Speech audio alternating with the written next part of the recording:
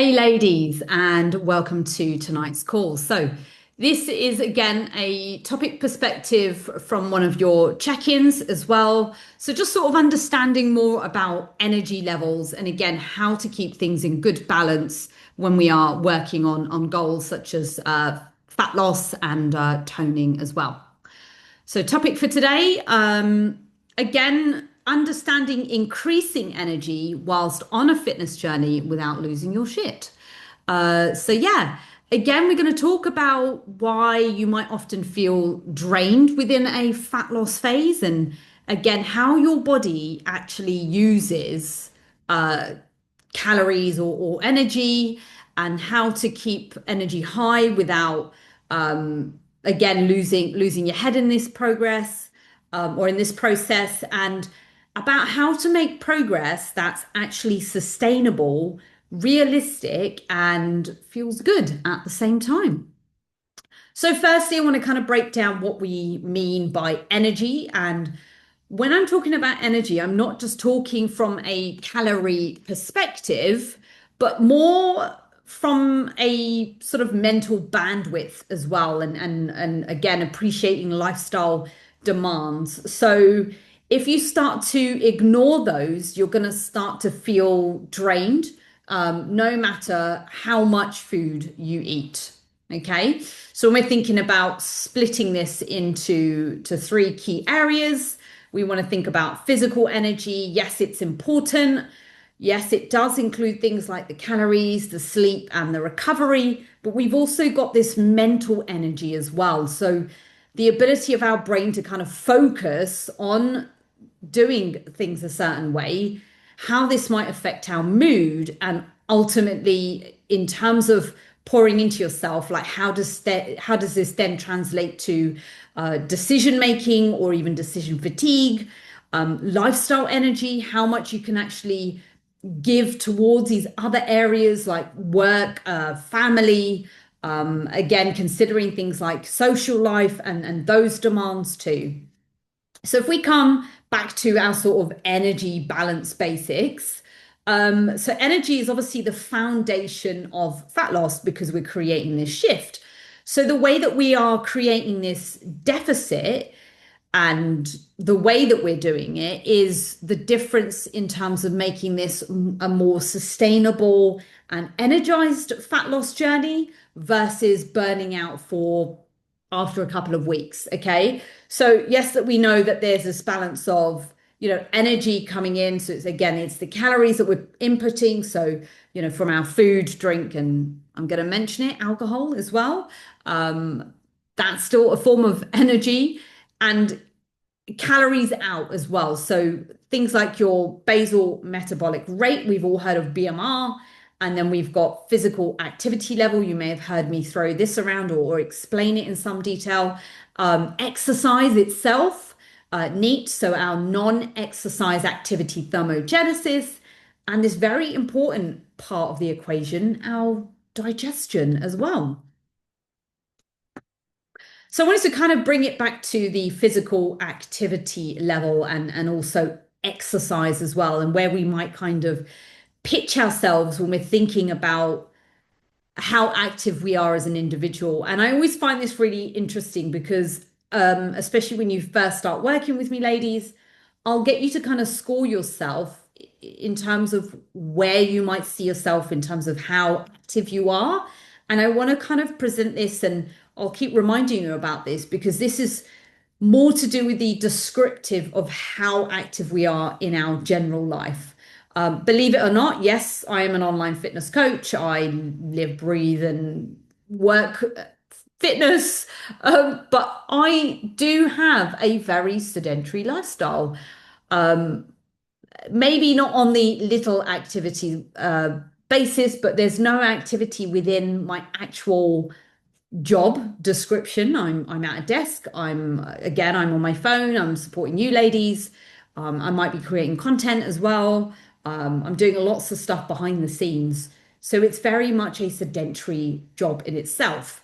In terms of activity, I have to work on ways to try and take myself up the scale by increasing things like my NEAT or my step count or my ability to walk and move and choose to take different routes or choose different ways to try and build activity as a part of my lifestyle. The same goes for you ladies as well. So in terms of scoring yourself up this sort of physical activity level, it might be that you call yourself very active, but when we really break it down, are you really very active? Are you working a hard daily laborious job? Are you working long hours on a building site? Is there moderate activity? Is it street sales? Do you work, again, in a sort of a standing working environment where you are sort of pacing around lots? There's not much desk time. So I would actually score most of us ladies around the 1.1, 1.2, 1.3, and on the very maximum end, maybe even a 1.4 or 3, right?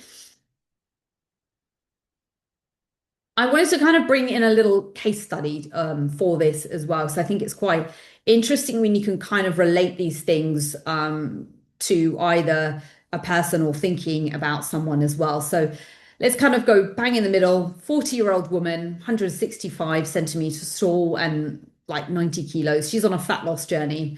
So if we were to break down the basal metabolic rate, so I've used a Mifflin-Joule equation here. And again, we're guesstimating this at roughly around 1570 in terms of calories. And please bear in mind that BMR actually means like doing nothing, right? It's literally laying in bed all day. It's the stuff that your body needs to do to just be alive. It's just the ticking over. So this is if you were completely at rest. Then when we start thinking about coming up to that more sedentary level, so we're going to go for physical activity level of 1.2. I've kind of been a little bit more generous with this because let's say there is some movement around its office job and you do kind of move from room to room and you active in that respect, shuffling things around, moving, etc. Still fairly sedentary.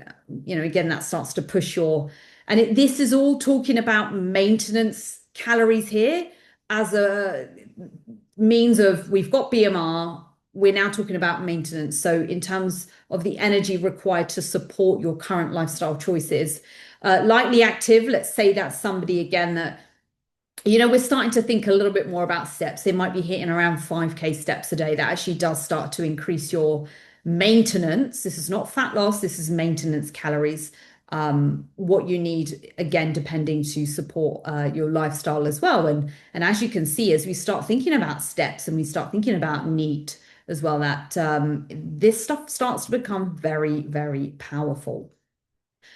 So now let's kind of think a little bit more about deficit vibes. Okay, so we're thinking about fat loss and we're thinking about this is what maintenance is. Now I need to try and get this fat loss. So we've got our lady in question, 40-year-old.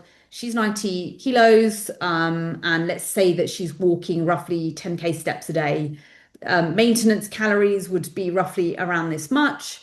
And then we want to try and apply a moderate deficit. A deficit would equate to 20%, let's say, and that's 1900 calories. And let's say we want to give her more of an aggressive deficit, that would be 30% and 1650 in terms of calories. And then when we're looking at this, we're looking at that sort of 0.5 to 1% body weight loss per week or 0.45. I hope I'm not losing you here. Again, just kind of signal in the Zoom chat as you are, and we'll save some questions for later as well. But yeah, the reason why we kind of highlighting these different areas, again, with the moderate deficit, so the maintenance here, this is your sort of baseline. Moderate deficit, again, through caloric means, again, this is more sustainable. It might be more steady. You might not see faster results. Again, it might be a bit more slower, but again, it's going to be something that's easier to stick to. And then we've got this more aggressive cut as well, this more sort of steady fat loss, if you like, or faster fat loss. However, there are some bigger risks with this. You're more likely to hit fatigue barriers, cravings, and potential muscle loss, especially if you're not thinking about how to equate this in terms of macro terms as well. considering things like protein, for example, to help with any potential muscle loss as well.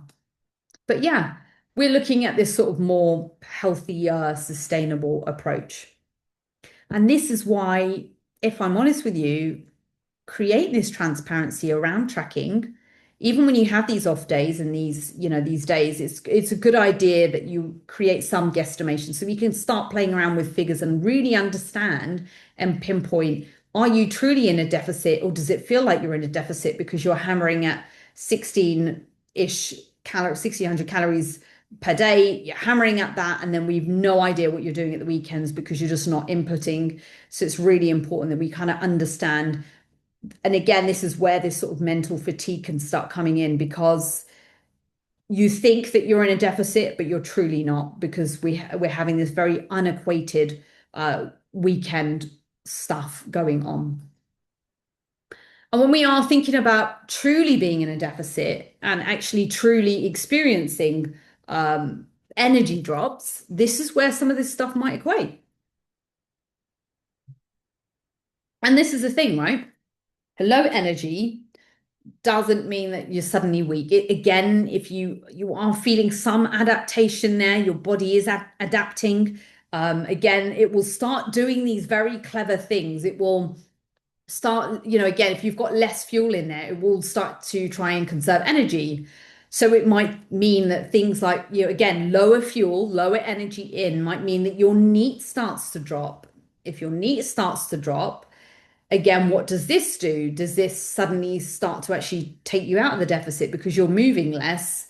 That deficit that we applied is now negligible because it's not having an effect in terms of the low fuel means low output, means actually what are we driving up in terms of creating this increase in physical activity level.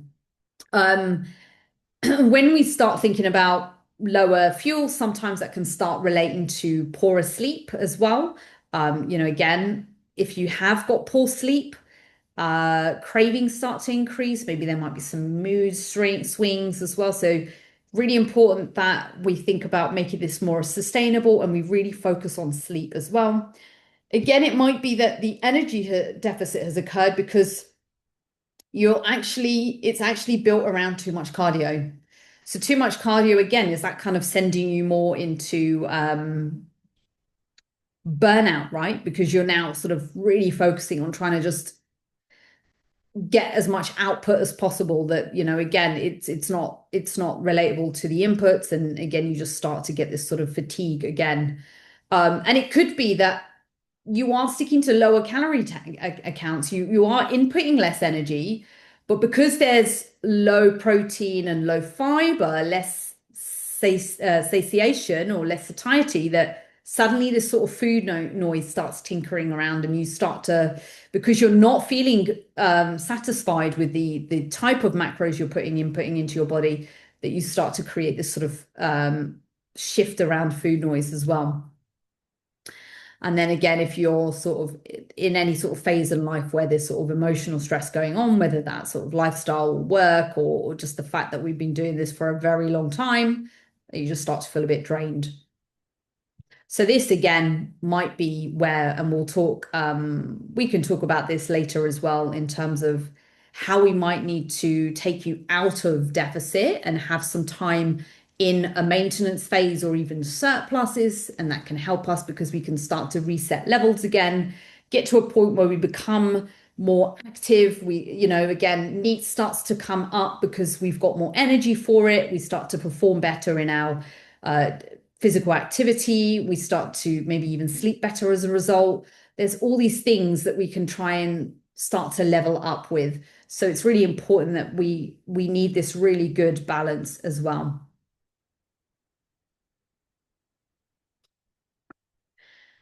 And this is where resistance training comes in, because again, you girls all know this. This is sort of what the education is about and the topics that we talk about on this program as well.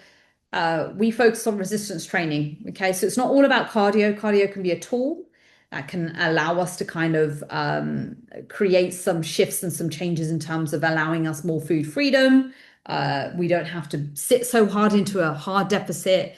But again, it really does depend on how this is making you feel around energy. If you feel like it's leading you to kind of pour out of your cup more, then it might be that we kind of move away from adding any additional tools like cardio or HIIT, and we focus purely on the resistance training. Because this is the stuff that's really vital to us. Okay, so resistance training, I just want you to try and think of this, it's muscle insurance. So right now we've got the dumbbells, the happy muscle, and we've got the fat as well. Okay. So when we are working in a deficit, so if we're thinking purely on calorie deficit terms here, especially as we're around this sort of age of leading up to 40s or even beyond, when we are hampering down in a calorie deficit, energy deficit only, we're going to start burning through tissue, right? You'll burn through fat and muscle. And this will typically happen if there is no lifting present. You're not lifting. The reason why we add in resistance training is because this is going to help us preserve muscle. Why do we want to preserve muscle? Because our goal is to hold strength and actually protect our shape as well. Because if we take our case study, for example, and we go at age 40, we already know that there's, muscle loss can be a risk. If you are purely focusing on energy deficits and just eating less, doing more cardio, shrinking on the scales, focusing only on the scales, it's not just fat that you're losing, you're actually going to be losing that muscle tissue. So strength training is actually telling the body we need muscle, and muscle is the stuff that keeps us having shape and tone whilst we're losing the fat. So vitally important. And that's why we do things like taking your pictures weekly, taking your body measurements as well. And then obviously weight is important, but it's important to kind of look at it in the grand scheme of things rather than in the interim and focusing hard on it. It's the stuff that kind of helps us understand where we are in time, space and time. And then we're thinking about actual strength in a deficit, because again, through conversation, I know that for some of you girls that are sort of in that fat loss phase, you have noticed deficits within your strength. And then again, things have started to change. You can't expect that in a deficit, your training is going to be the same. It is going to feel tougher because your recovery is going to start to slow down a little bit. Your glycogen is going to be lower, and as a result, your strength might dip slightly. And it's totally normal. It's totally normal, because the goal here isn't to try and keep hammering down at PBs. It's actually holding on to strength. So when we are thinking about progressive overload, where previously we might be looking at sort of 4 to 6 week cycles or 4-week cycles, we might start to stretch that out a little bit more. And we might start thinking and centering around things like, technique and also just sort of how our body is responding in terms of the energy as well. So again, if we are looking at more 20% deficit and we're just slightly under maintenance, it is possible to get some of these PBs, but I don't want you to kind of think I've got to chase them. I want you to still treat and focus on them as an importance. But when we're in a massive deficit, this is what we're talking about. When we're in huge deficits, that these things really start to kind of hamper progress. So all about balance, right? And this thing I really wanted to talk about, daily versus weekly weight tracking. So there's always this, I just want to remind you, there's always this sort of thing that, again, I always say to you that scale weight isn't the only thing that we're focusing on. It isn't the only thing that speaks, progress. There's so much that builds up as part of scale weight. It's so much. There's so much to kind of think about. But I want you to kind of try this out maybe as well. That again, when we're thinking about daily weight tracking, it's more about data and not the judgment. And again, it can help us in the grand scheme of things, especially when we're thinking about things like weekly averages, as have kind of popped here as well. But if you do try this and you're up for doing this and you want to do it for a short term, it can help remove some of the issues that you might have in your mind about tracking your weight. Because sometimes when you're doing weekly, you're expecting change to occur weekly and go, right, I weighed myself Thursday morning at 6 a.m. I weighed myself Thursday morning, 6 a.m. the next week. Oh my God, why has it gone up? Why is it different? Was because you've looked at week on week and you haven't tried this daily task. I'm just showing you this little diagram here. This is actually a personal shift for me. It's going to take some more water. I've been talking for hours on end already. Okay. This little scale here is actually a screenshot from my own data. And as you can see, there is this cascade of up and down, up and down, up and down, up and down. This is actually showing a 1.2 kilo drop. And that is all daily input. That is daily data. Now, if this is daily data, it could be that, yes, at the beginning we got some great changes. It went from the top and it came down. But as we start to look, you can see that quite often it kind of goes down a little bit, it goes up a little bit over the day. And then let's say this is a week on week, suddenly it looks exactly the same. If not, it's gone up. Now, if you're thinking about that, you might go, oh my God, shit, what's going on? This isn't working. But had you have built up the picture of daily, we could start to see this beautiful choreography or this dance of the scales. And look at that, it's just up, down, up, down, up, down. And eventually it starts to come down. And then obviously, even when it eventually comes down, it goes up again. But these different shifts are all, there's stuff going on behind the scenes. So these different shifts are fluctuations. So they will be the result of, again, this sort of daily bounce. This is not related to food all the time. But again, it could be related to natural body functions that are going on. So some of the things you might need to consider. Have you had a poo yet? Because that's going to add weight. Did you have a higher sodium meal as your last meal the night before? That will create some water retention. Was it that your carbs were centered around the evening meal? That will add in again some water retention. It will cause your body to kind of hold on to some of this weight, right? Again, could there be some hormonal fluctuations occurring because of our menstrual cycle or even beyond? This again can have some changes around holding extra water. Did you train hard? Did you train really, really hard? Because when your muscles are inflamed, they actually become inflamed with water. The water is pulled in towards the muscles. So this isn't always related to fat gain. It's, again, understanding why daily weigh-ins are helpful.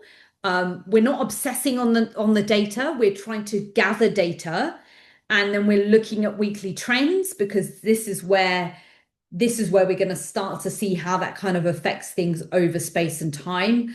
And again, yeah, even for myself, it's Wednesday today. Monday trained super hard.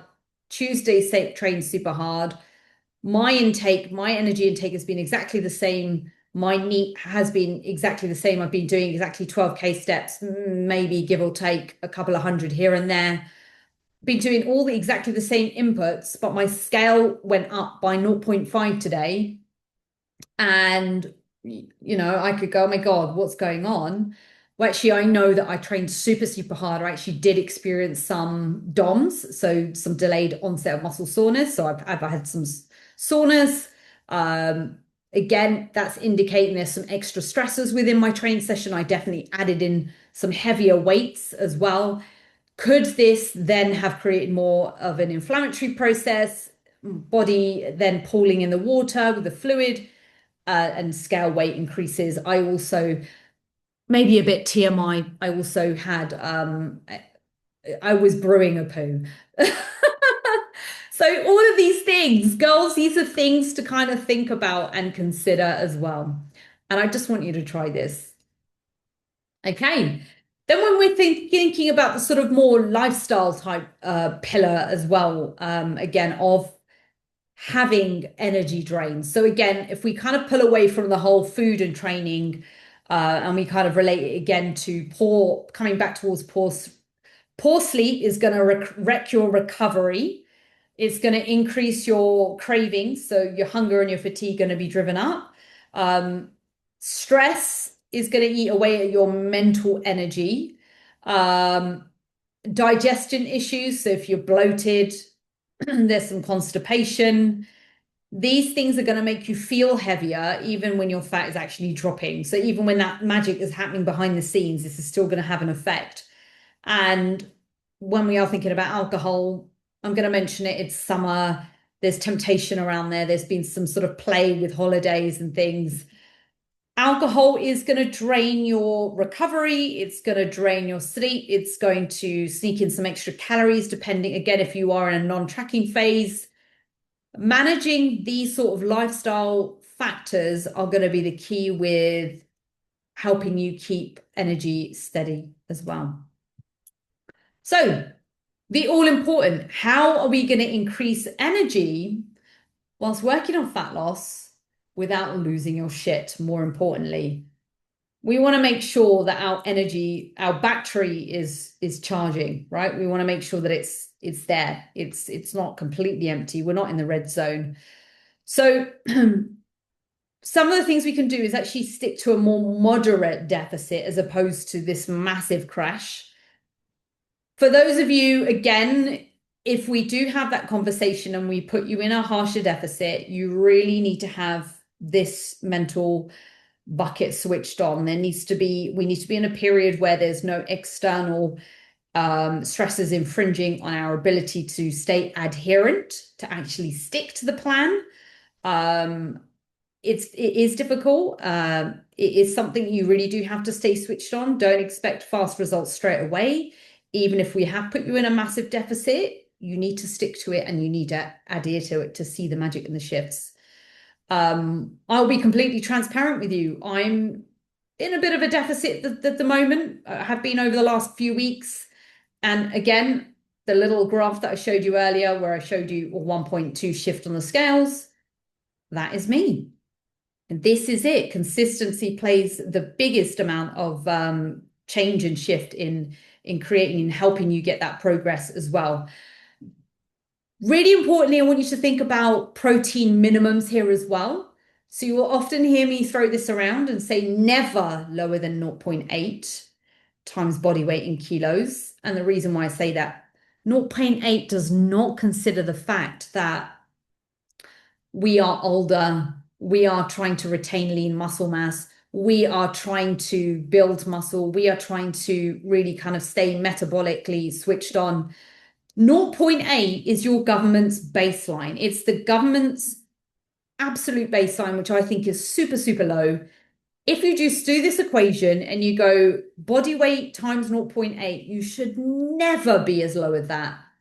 And ideal ranges, 1.6 and up. Okay, so the range is actually 1.6 to 2.2 when you are in a calorie deficit and you are trying to, again, retain lean muscle mass or hold on to it or even build it as well. We want to be looking at these ranges. So again, I do this for you girls, and this is where I kind of set your minimums at 1.6 times your body weight in kilos as your minimum. So really that is the target that we're trying to hit. Again, when we're thinking about fiber, this is also really important. Let's try and think about weekly averages.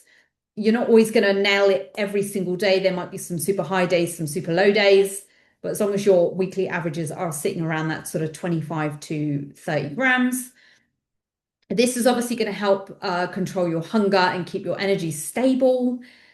And yeah, focusing on things like your training and your steps and not just like focusing on cardio. Everything's like cardio, cardio, cardio. And really working on protecting your sleep. You need a ritual. No scrolling or after 8 p.m. Like just stick the phone away. We're all suckers and we all kind of we're all losers to this. We're all I've done it myself. I do it myself. It's awful. I have to work from my phone, and unfortunately, yes, I'm victim to it as well at times. So really just trying to protect your sleep and ensuring that you are creating that wonderful sleep opportunity in order to make sure that you've got this wonderful wind down routine as well, be it cleansing routine, looking after your skin, maybe even again moving away from having fluid late at night, putting your phone away, sticking it in the other room, getting yourself an alarm clock instead, especially if that's the way that you need to wake up.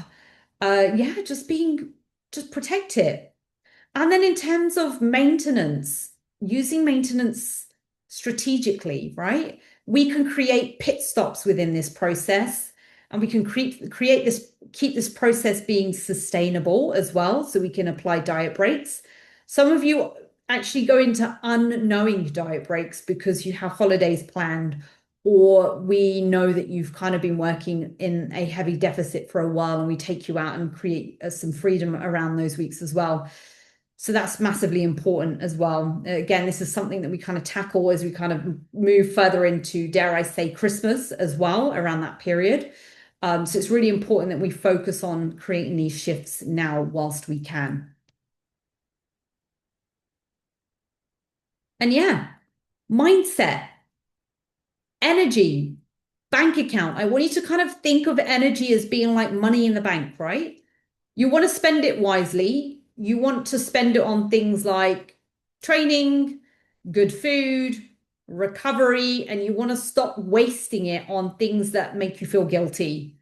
Um, Energy is limited, right? You need to put it into areas that actually pay you back. So I want you to kind of consider that as well. And in terms of like an action plan or checklist after watching this call, like again, we'll have a little chat after this recording, have a chat in the conversation in the group, have a chat privately again with me in the DMs, like whatever that looks like for you. Let's kind of try and build into this. So some key takeaways from this call. It really ensure that you are obviously adhering to the plan. Something to trial and try out. Track your weight daily. See how that serves you. Again, within app, we can track and take weekly averages. That might help as well in terms of us understanding where we need to move the needle. Understanding your calories as well. We're looking at the sort of more 20% deficits. That's my job to set that for you. That's our job to kind of see how that's working for you. Really important that we focus on the protein first, then the fiber, and then the calories. We kind of work through that system on this program. Our strength training, minimums, we want to really minimum 3 times a week. That's again, two, we can make some room and create some acceptance around that, but really want to be trying to focus on some good frequency there. Protect your sleep, so create those rituals.